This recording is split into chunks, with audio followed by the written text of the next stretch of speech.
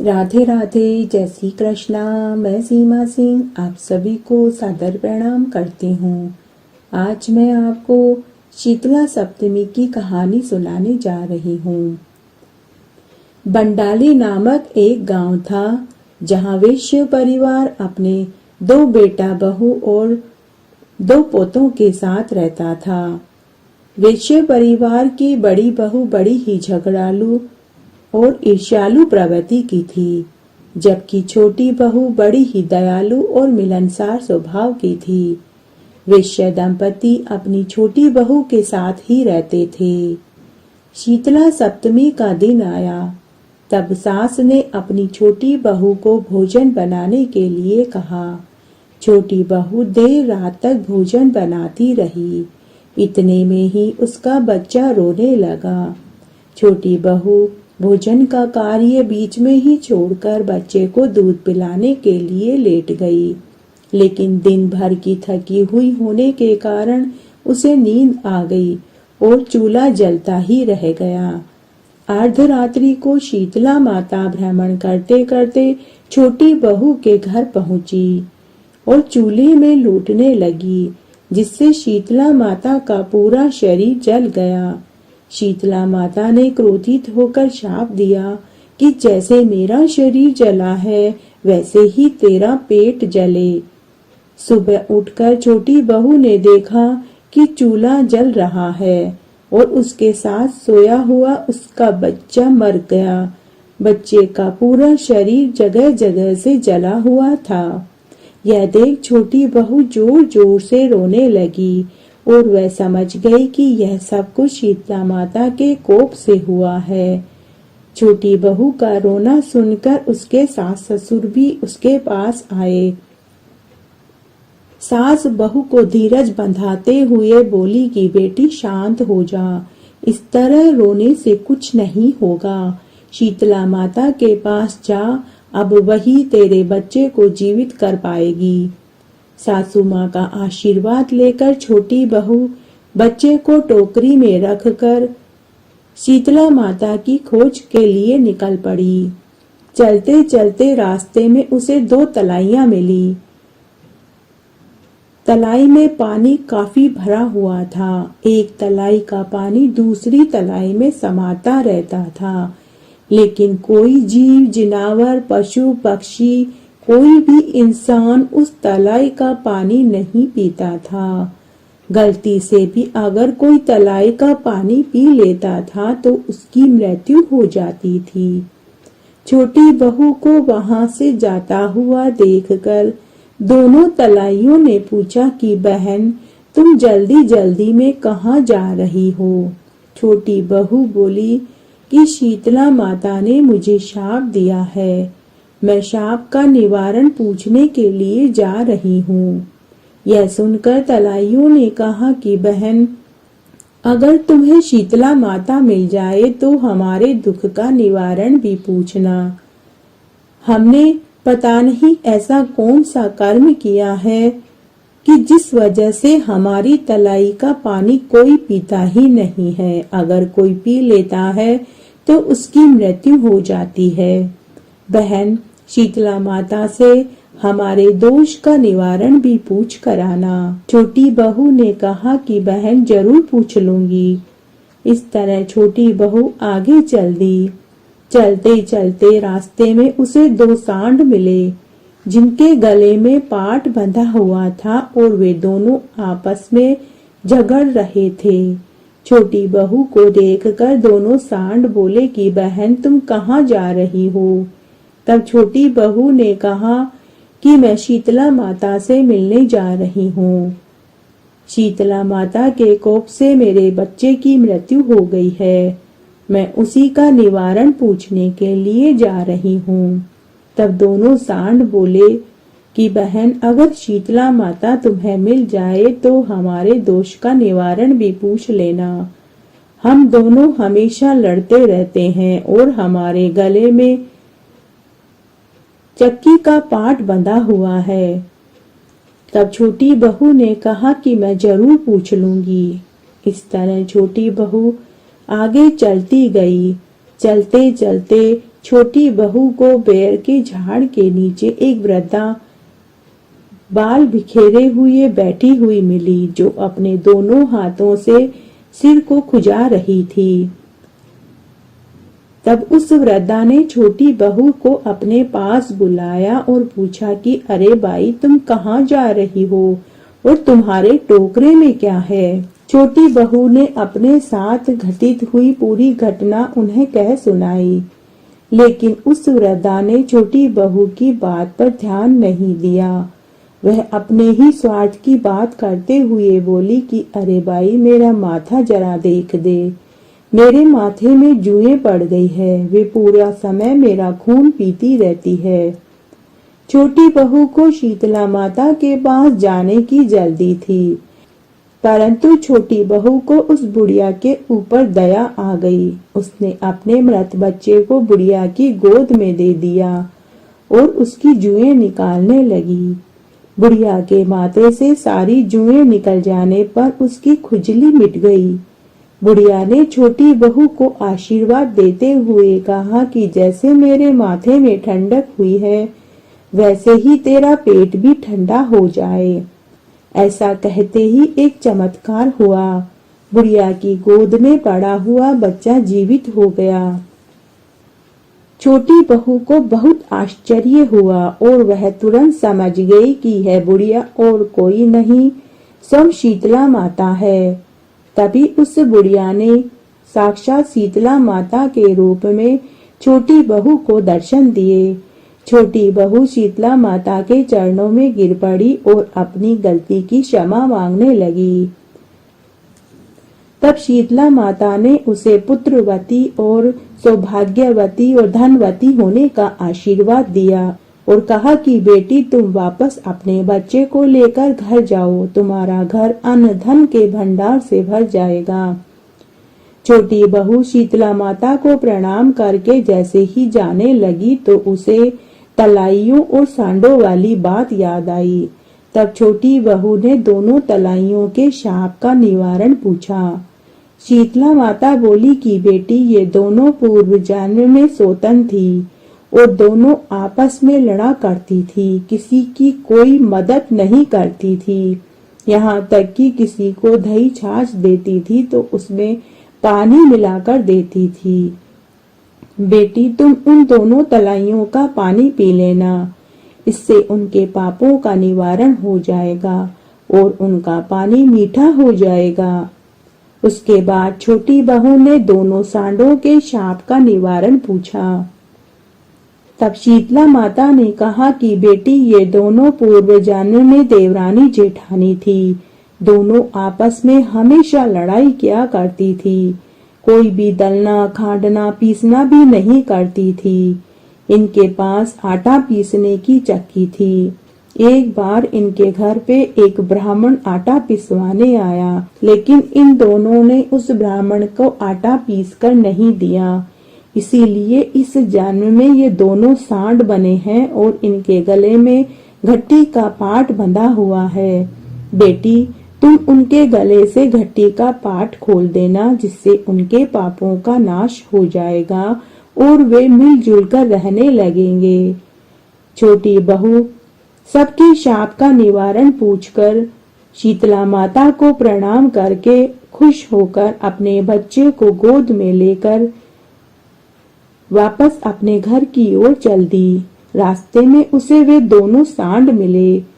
दोनों सांडों ने बहू को देखते ही कहा कि बहन, तुम्हें शीतला माता मिली थी, तुम्हारे दुखों का निवारण हुआ, क्या तुमने हमारे दुखों का निवारण शीतला माता से पूछा?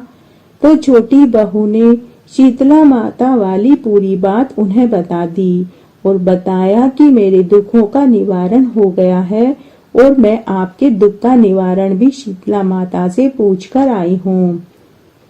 तब छोटी बहू ने दोनों सांड के गले से घट्टी का पाट खोल दिया, जिससे उनका लड़ाई करना भी बंद हो गया।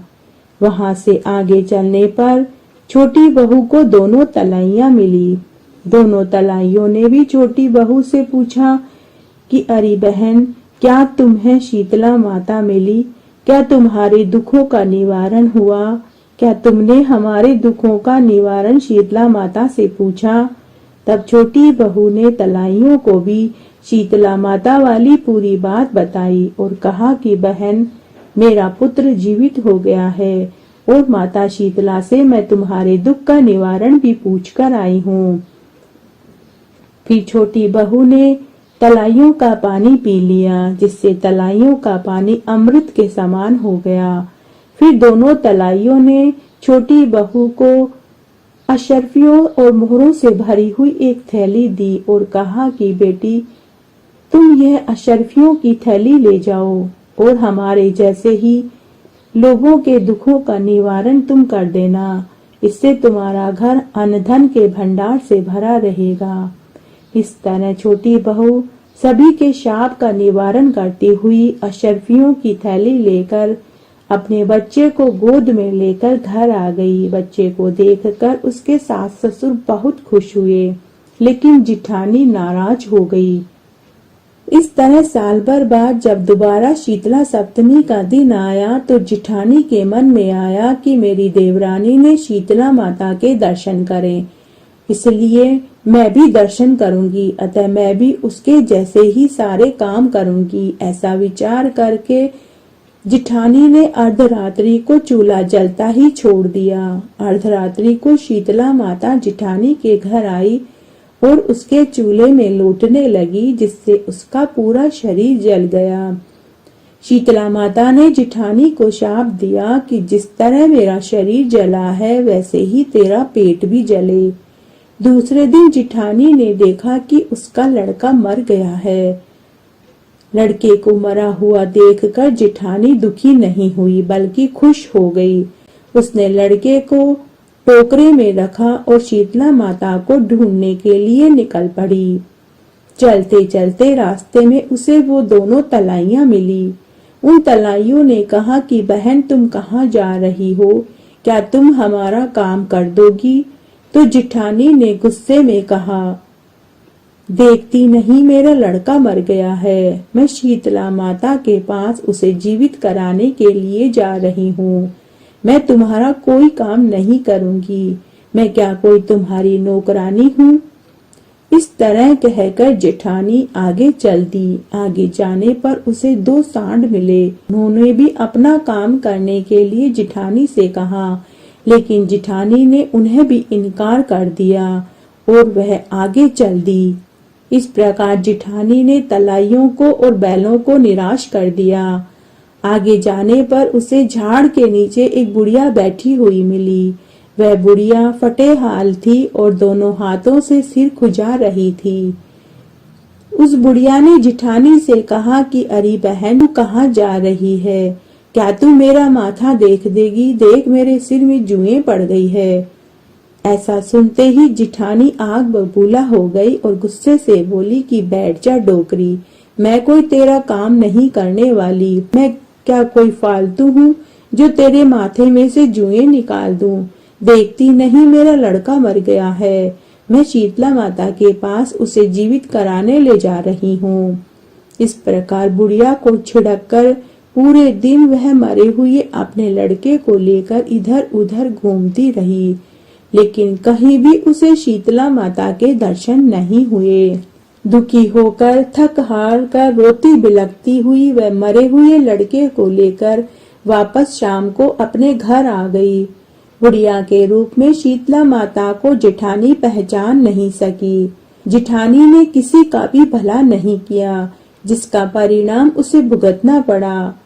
मृत लड़का जिंदा नहीं हुआ, कर्म तो भुगतने ही पड़ते हैं। सही कहा है, देवरानी ने अच्छे कर्म किए तो उसे शीतला माता के दर्शन हुए, और जिठानी ने बुरे कर्म किए तो उसे उन कर्मों का फल भोगना पड़ा।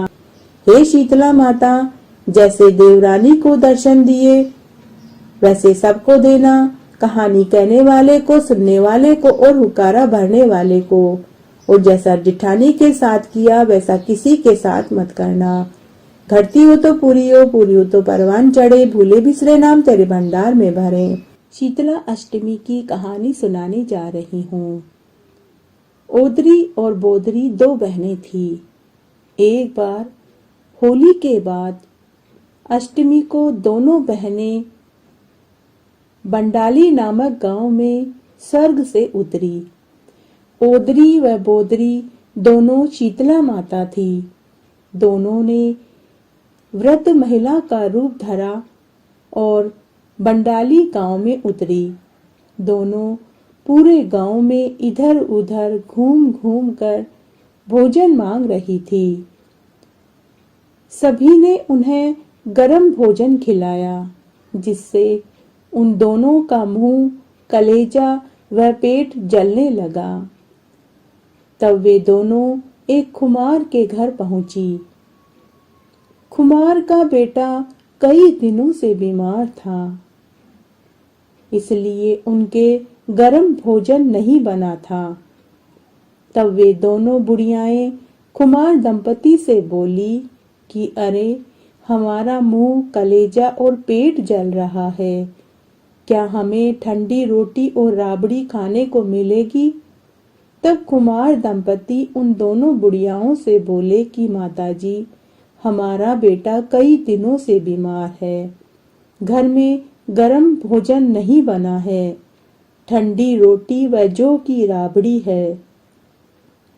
यह सुनते ही ओदरी व बोदरी दोनों बोली कि हमें ठंडी रोटी और राबड़ी ही दो, क्योंकि हमारा पेट, मुंह और कलेजा जल रहा है। तब कुमार ने उन्हें ठंडी रोटी और राबड़ी खाने को दी। ठंडी रोटी और जौ की राबड़ी खाते ही ओदरी और बोदरी माता का मुंह, पेट व कलेजा ठंडा हो गया। उन्हें ठंडक मिली तो उन्होंने कुमार दंपति को आशीर्वाद दिया कि जैसे हमारा कलेजा ठंडा हुआ है, वैसे ही तुम्हारा कलेजा भी ठंडा हो और तुम्हारे घर में अन्न धन के भंडार भर जाएं। इतना कहते ही उनके घर में अन्न धन के भंडार भर गए और उनका बेटा ठीक हो गया।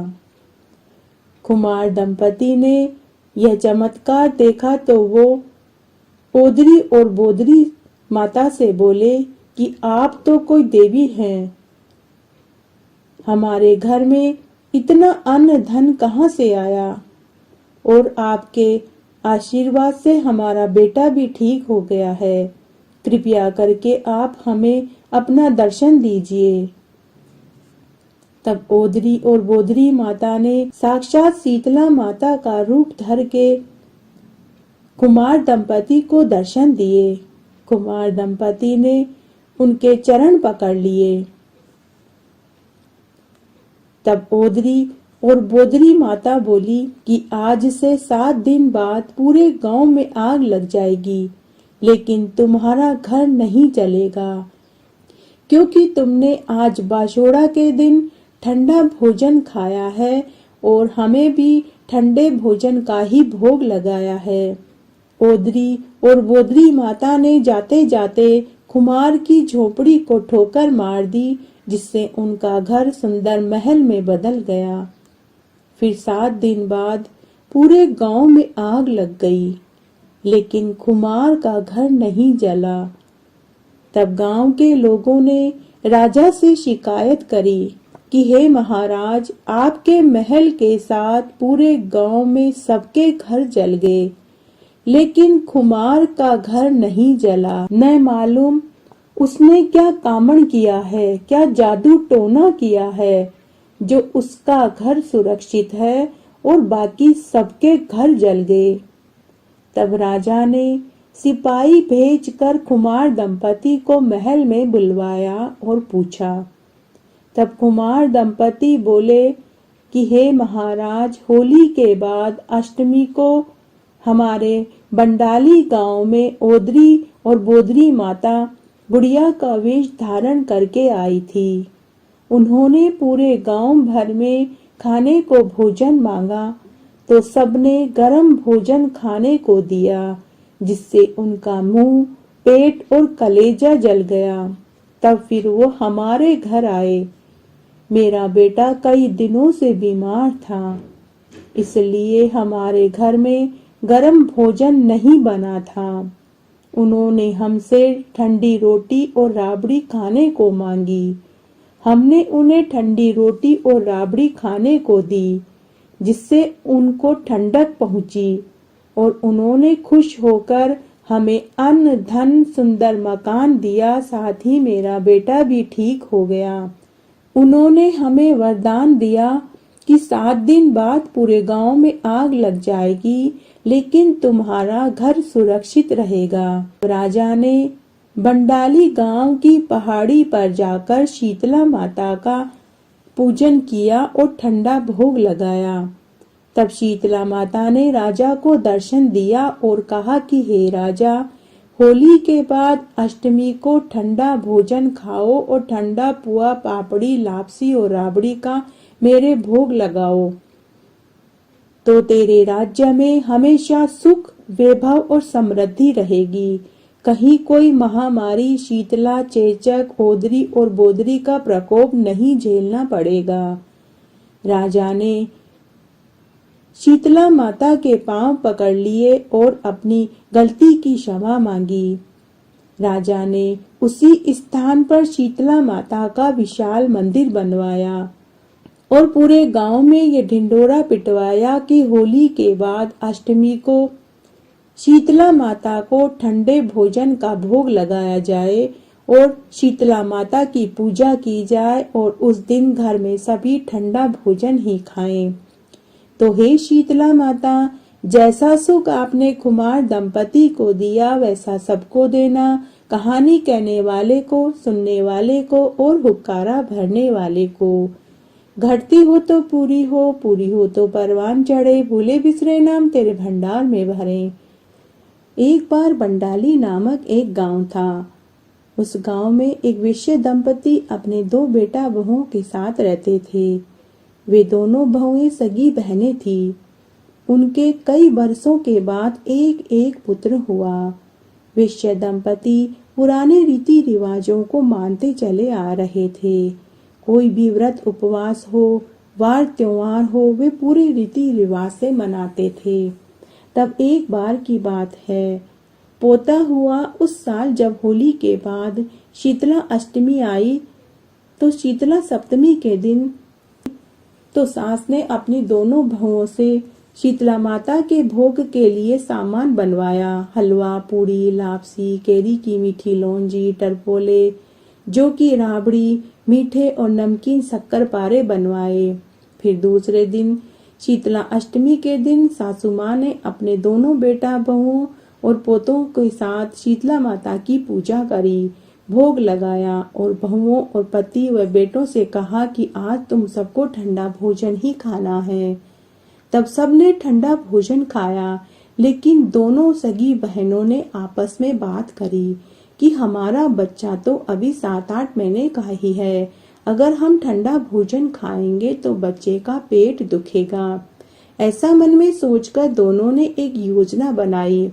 जब उनकी सास दोपहर में पड़ोस की औरतों के पास बातें करने के लिए चली गई, तो उन्होंने चोरी से गरम गरम घी की खिचड़ी बनाई और खाने के बाद रसोई व बर्तनों की सफाई करके रख दी और वे दोनों अपने बच्चों को साथ लेकर दोपहर में सो गई।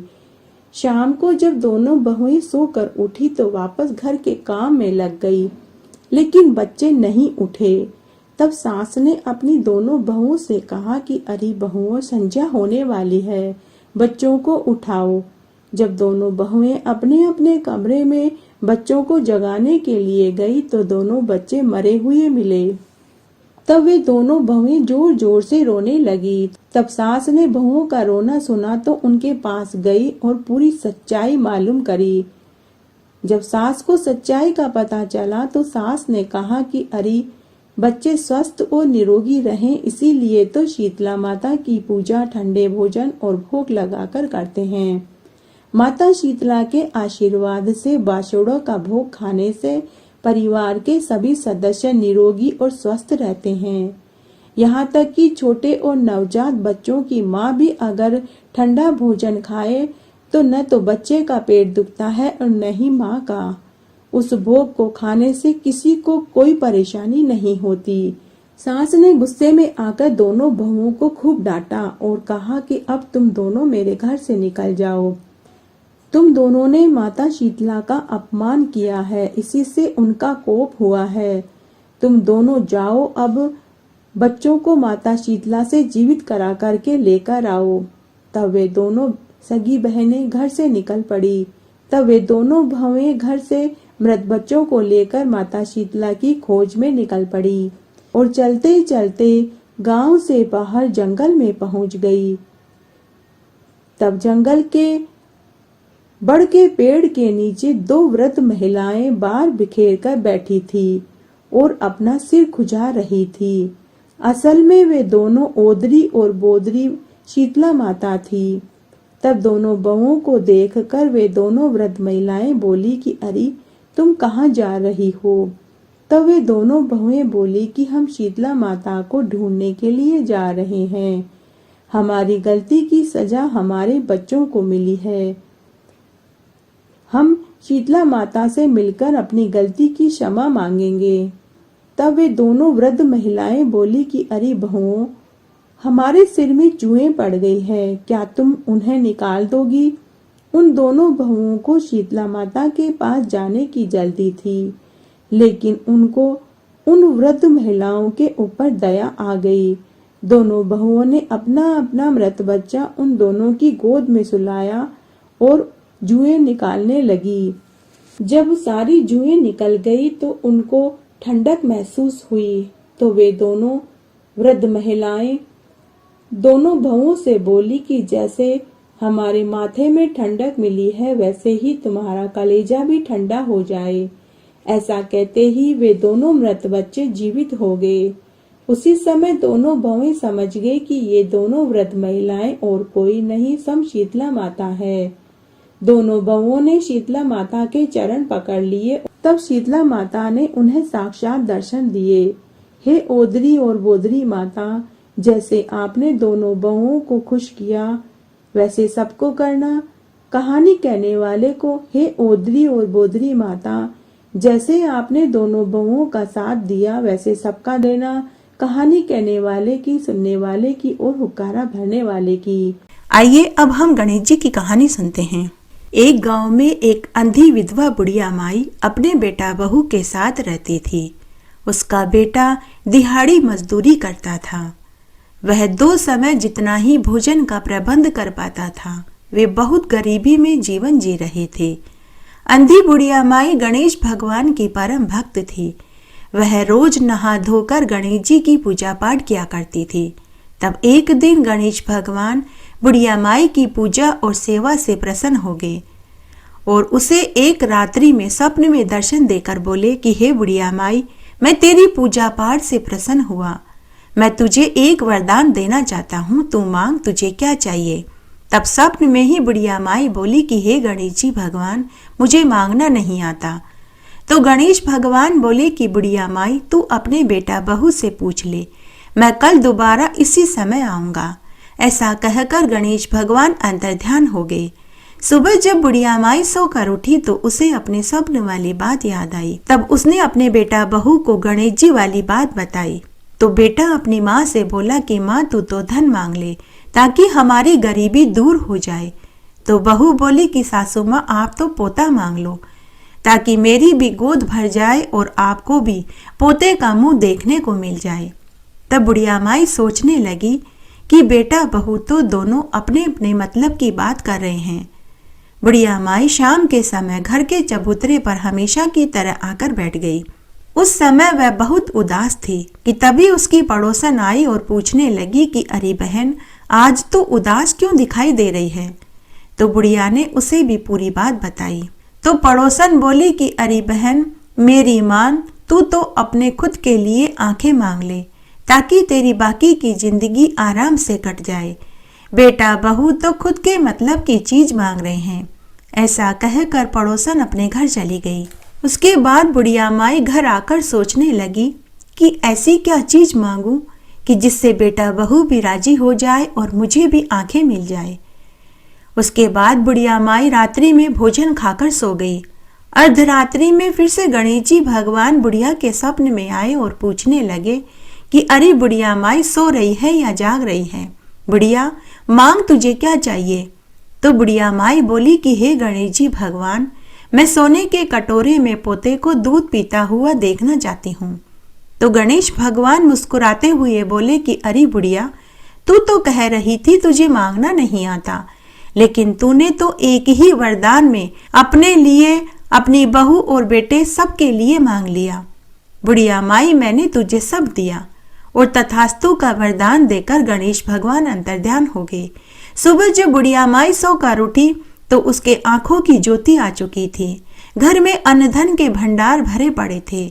उसके 2 कमरों के टूटे फूटे घर की जगह सुंदर नौखंडी मकान खड़ा था। 3 महीने के बाद बहू को गर्भ ठहर गया।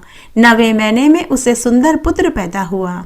तब बुढ़िया माई ने अपने पोते को सोने के झूले में झूला झूलते हुए देखा, सोने के कटोरे में दूध पीते हुए देखा।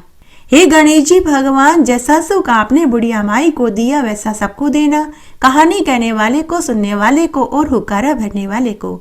आशा करती हूँ आपको ये सभी कहानियाँ जरूर पसंद आएगी। मेरे साथ बने रहने के लिए आपका धन्यवाद। आगे आने वाली कथा कहानियों के लिए भी आप इसी तरह मेरे साथ बने रहें। धन्यवाद। एक बार एक साहूकार का बेटा था। वह शहर से कमाकर घर वापस लौट रहा था तो रात्रि हो गई। तो वह जंगल में एक मंदिर में पेड़ के नीचे सो गया। उसी मंदिर में एक पेड़ के बिल में एक सांप का जोड़ा रहता था। सांप को साहूकार के बेटे के ऊपर बहुत दया आई तो सांप पूरी रात उसकी रखवाली करता रहा। सुबह जब साहूकार सोकर उठा तो उसने देखा कि एक सर्प उसकी रक्षा कर रहा है। साहूकार के बेटे ने उसी समय एक ग्वाले से दूध लेकर खरीदा और उस सर्प को दूध पिला दिया। साहूकार का बेटा वहीं पेड़ के नीचे बैठा हुआ था। तब सांप ने अपनी सर्पणी से कहा कि मैं डस कर आता हूँ। सर्पणी ने कहा कि मैं भी आपके साथ चलूँगी। लेकिन सांप ने कहा कि तुम कहाँ भटकती फिरोगी, तुम यहीं रहो, मैं शाम को लौट आऊँगा। लेकिन सर्पणी ने सांप से कहा कि आप तो चले जाते हो, लेकिन आपके जाने के बाद जंगल के बहुत से छोटे मोटे सांप, गोयरे, बिच्छू मेरे साथ यहाँ हंसी मजाक करने के लिए आते हैं, वो मुझे पसंद नहीं आता। इसलिए आप लक्ष्मण रेखा खींच कर जाइए। सांप ने लक्ष्मण रेखा खींच दी और सांप चला गया। थोड़ी देर बाद वहाँ बहुत से सांप, बिच्छू, गोयरे, मगरमच्छ आदि आए। सर्पणी स्वयं लक्ष्मण रेखा पार करके बाहर आई और उनके साथ हंसी मजाक करने लगी। जब शाम होने लगी, जब सांप के आने का समय होने लगा तो सर्पणी वापस बिल में जाकर चुपचाप बैठ गई। साहूकार का बेटा यह सब कुछ देख रहा था। उसे यह पसंद नहीं आया। उसने सोचा कि अभी तो यह सांप से कह रही थी कि सभी छोटे मोटे सांप, बिच्छू, गोयरे उसके साथ हंसी मजाक करते हैं और उसे पसंद नहीं आता, और यह स्वयं लक्ष्मण रेखा पार करके इनके साथ हंसी मजाक करने आई। और जैसे ही सांप के आने का समय हो रहा है तो यह चुपचाप जाकर बिल में बैठ गई। तब साहूकार के बेटे ने 7 छोटे छोटे पत्थर उठाए और उस सर्पणी को दे मारा और वह घर आ गया। उधर सांप के वापस आते ही सर्पणी कोप भवन में जाकर बैठ गई। सांप ने उससे क्रोधित होने का कारण पूछा तो सर्पणी बोली कि आज आप उसी साहूकार के बेटे को डस कर आइए जिसकी कल रात आपने रक्षा करी थी। सांप बोला कि क्या हुआ? तब सर्पणी बोली कि आपने तो पूरी रात उसकी रक्षा करी, बदले में वह मुझे 7 पत्थर की मार कर गया है। जब तक आप उसे मार कर नहीं आएंगे तब तक मैं अन्न जल ग्रहण नहीं करूँगी, तब तक मैं कुछ नहीं खाऊंगी पीऊंगी। तब सांप उस साहूकार के बेटे को डसने के लिए निकल गया। उधर साहूकार का बेटा संध्या के समय खाना खाने के लिए बैठा तो उसकी माँ पंखा झलने के लिए उसके पास ही बैठ गई और उसकी पत्नी भोजन परोसने लगी। तभी सांप वहां पहुंच गया। सांप ने देखा कि साहूकार का बेटा भोजन कर रहा है तो वह परिंदे में कुंडली मारकर बैठ गया। बहू ने जैसे ही भोजन का थाल परोसा तो उसे छींक आ गई। माँ ने कहा कि अभी ठहर जा, थोड़ी देर बाद भोजन परोसना। दूसरी बात, बहू जब पानी का गिलास रखने आई तो फिर से उसे छींक आ गई। माँ ने उसे फिर से पानी का गिलास रखने से मना कर दिया और कहा कि थोड़ी देर बाद में भोजन परोसना। तीसरी बार बहू जब फिर से भोजन की थाली लेकर आई तो उसे फिर से छींक आ गई। माँ ने उसे फिर से मना कर दिया। यह सब देखकर साहूकार का बेटा अपनी माँ से बोला कि माँ, मुझे औरतों की बातें समझ नहीं आती। आज सुबह मैंने सांप और सरपणी की बातें सुनी। सरपणी सांप से बोल रही थी कि मुझे हंसी मजाक करने वाले सांप, बिच्छू, गोरे, मगरमच्छ पसंद नहीं है, इसलिए आप लक्ष्मण रेखा खींच कर चले जाइए। बेचारा सांप तो लक्ष्मण रेखा खींच कर चला गया। उसके जाने के बाद सरपणी खुद लक्ष्मण रेखा पार करके सांप, बिच्छू, गोरे और मगरमच्छ से हंसी ठिठोली कर रही थी। और जैसे ही सर्प के लौटने का समय हुआ तो वह चुपचाप बिल में जाकर बैठ गई। मुझे ये दो मुंही बातें बिल्कुल पसंद नहीं आती, इसीलिए मैंने उसे 7 पत्थर मारे और मैं घर आ गया। और घर पर यह छींक वाली बात, मुझे ये औरतों की बातें समझ नहीं आती। परिंदे में बैठा सर्प यह सब कुछ सुन रहा था। तभी सर्प ने अपना असली रूप प्रकट करके उन्हें दर्शन दिया। साहूकार की माँ और उसके बेटा बहू ने सर्प को प्रणाम किया। तब सर्प देवता ने साहूकार से कहा कि मैं तुझसे बहुत प्रसन्न हुआ, तू कोई 3 वर मांग ले। तब साहूकार दंपति और उसकी माँ ने सर्प देवता को प्रणाम किया और उनसे धन, पुत्र और यश मांगा। सर्प देवता ने उन्हें सब कुछ दिया और तथास्तु कहकर अंतर्ध्यान हो गया। सांप वापस सरपणी के पास आया और उसने उसकी नाक काट ली और वह वहां से हमेशा हमेशा के लिए उसे छोड़कर चला गया। जब सांप सरपणी को छोड़कर वहां से जाने लगा तो सरपणी ने अपनी गलती पूछी। सांप ने कहा कि न पूछे तो ही अच्छा है, मैं तुझे शाप देता हूँ कि तू 7 जन्म तक पिशाच की योनि में पैदा होगी। तब सरपणी को अपनी गलती समझ में आई और वह अपने कर्मों का फल भोगने के लिए पिशाच की योनि में चली गई। इसलिए सभी कहानियां सुनने के बाद छींक माता की कहानी जरूर सुननी चाहिए। जय हो छींक माता की। इसलिए अगर छींक आ जाए तो थोड़ी देर के लिए शुभ काम को टाल देना चाहिए। छींक का नियम रखने से साहूकार के बेटे की जान बच गई। जय हो छींक माता की। आड़ी बाड़ी सोनारी बाड़ी, जिमे बैठी कान कुंवारी काई पूजे, दशा माता की बाड़ी पूजे, दिहाड़ी बाड़ी की बाड़ी पूजे, गजानन भगवान की बाड़ी पूजे, विष्णु भगवान की बाड़ी पूजे, सूरज भगवान की बाड़ी पूजे, सत्यनारायण भगवान की बाड़ी पूजे, तुलसी माता की बाड़ी पूजे, पथवारी माता की बाड़ी पूजे, धर्मराज जी की बाड़ी पूजे, पोपा भाई की बाड़ी पूजे, राम लक्ष्मण सीता माता की बाड़ी पूजे, विश्राम भाव जी की बाड़ी पूजे, संतोषी माता की बाड़ी पूजे, माउस भगवान की बाड़ी पूजे, एकादशी भगवान की बाड़ी पूजे, 33 कोटि देवी देवताओं की बाड़ी पूजे।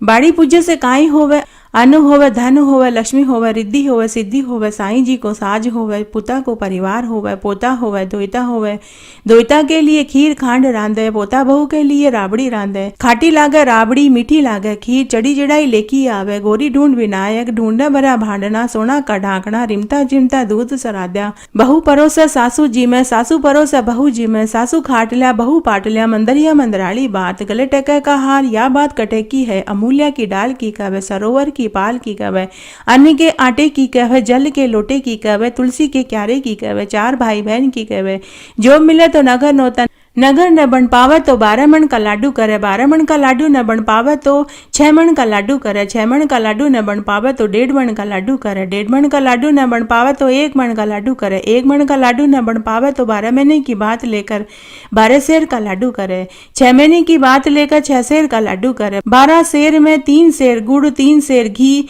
6 सेर आटा लेकर 12 सेर का 12 लाडू करे।